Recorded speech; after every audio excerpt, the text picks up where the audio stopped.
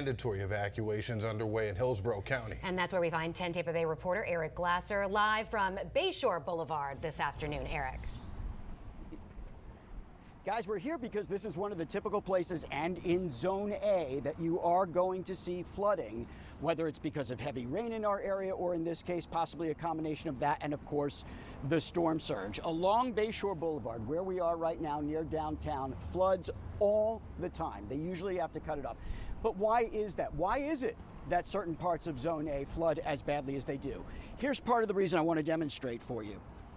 As you look down the seawall along Bayshore Boulevard, and it's really more or less the same drainage system on the other side of the peninsula of South Tampa, the water flows into the drainage system, but then it goes straight out into the bay. All along this seawall is a system of pipes.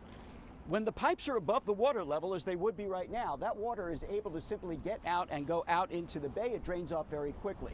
But when you have a storm surge or a high tide or a flooding event and the water gets up above those pipes, it's like plugging the end of a straw. Now the water is plugged and has nowhere to go. The bathtub, if you will, starts to fill up and all the rain that falls continues to accumulate. That's why we have the sort of flooding that we have in the South Tampa area and in areas along the northern part of the bay, for example, Oldsmar, where the water pushes up, blocks the drainage, and you're going to get flooding. With that said, take a look at some of these pictures. This is what we saw as we made our way around South Tampa this afternoon. This is again in flood zone A. South of Gandy, you could see that some people had actually already started to put sandbags down. It's something. But I could tell you, very surprised to see how many homes in the area have actually taken no flood precaution at all. And that was up and down Bayshore Boulevard. I just didn't see it. That despite the fact that Hillsborough County and the city of Tampa have issued that mandatory evacuation order that you said. And those are some of the lowest lying areas.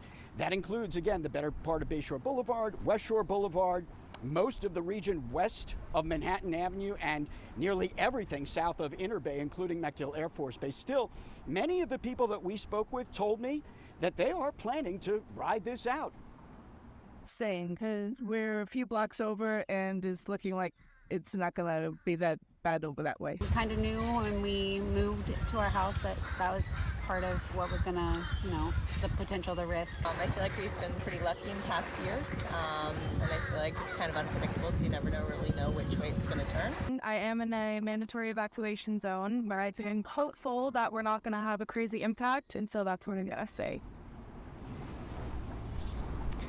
Again, anecdotally speaking right now, you look across the street of Bayshore from where we are and you look at the homes, it just looks like a typical beginning of fall day. No real precautions to our eyes of people putting up sandbags, trying to fortify their homes, despite the fact that we do have that warning of 5 to 8 foot storm surge. 5 to 8 feet, by the way, from where I am right now, is up above my head.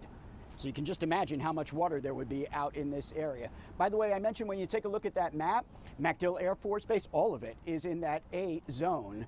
They have taken their own precautions, and as early as this afternoon, the last of those planes, we saw them taking off from the base, moving to safer and higher ground. Reporting live in South Tampa, Eric Glasser, 10 Tampa Bay.